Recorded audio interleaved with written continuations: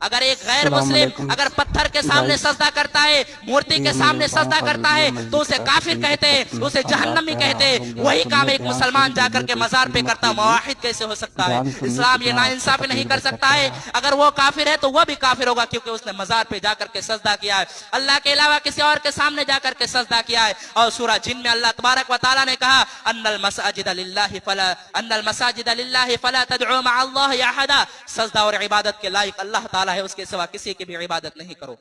تو یہ پہلا حق اللہ نے اپنا بیان کیا کہ شرک نہیں کرنا ہے۔ وَعَبُدُ اللَّهَ، اللہ کی عبادت کرو، وَلَا تُشْرِكُوا بِهِ شَيْئًا، اس کے ساتھ کسی کو شریک نہ کرو۔ یہ پیشانی جھکے تو اللہ کے سامنے جھکے، یہ ہاتھ اگر اٹھے تو اللہ کے سامنے اٹھے، اگر یہ زبان پر کوئی کلمہ اگر ظاہر ہو تو رب کا نام ظاہر ہو، اس کے علاوہ یا خواجہ غریب نواز یا مشکل کشا یہ کچھ زبان میں نہیں آنا چاہیے۔ سب سے پہلا حق اللہ نے اپنا بیان کیا کہ شرک نہ کرو۔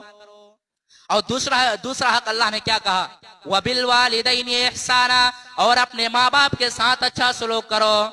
کتنے اولاد ایسے ہیں، ماں بوڑھی ہو گئی ہے، باپ بوڑھا ہو گیا ہے، باپ کو دواؤں کی ضرورت ہے، ماں کو چھوٹی چھوٹی چیزوں کی ضرورت ہے، جوان بیٹا گھر میں سو کر کے اسے ماں باپ کی کوئی فکر ہی نہیں ہے۔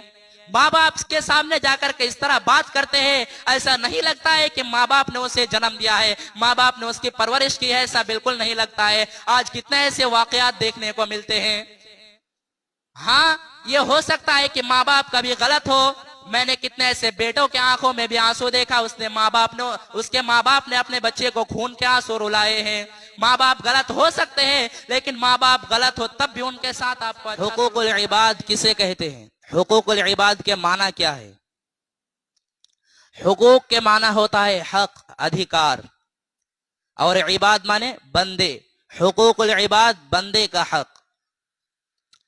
اگر ہم اسلام کے اوپر اگر نظر دوڑاتے ہیں تو یہ پورا اسلام دو ہی چیزوں پر قائم ہے، ایک ہے حقوق اللہ اور ایک ہے حقوق العباد۔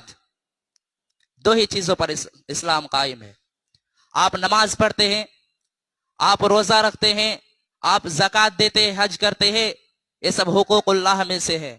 لیکن آپ کا اپنے باپ کے ساتھ کیسا سلوک ہے؟ ایک باپ ہونے کے ناطے آپ اپنے اولاد کے ساتھ کس طرح سلوک کرتے ہیں؟ آپ کا اپنے رشتہ داروں کے ساتھ کس طرح سلوک ہے؟ آپ اپنے پڑوسی کے ساتھ کس طرح سلوک کرتے ہیں؟ یہ تمام چیزیں حقوق العباد میں شامل ہے۔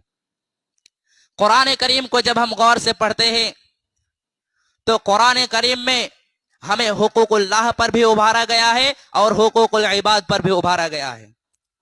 قرآن اگر ہمیں نماز پڑھنے کا حکم دیتا ہے، زکوٰۃ دینے کا حکم دیتا ہے، روزہ رکھنے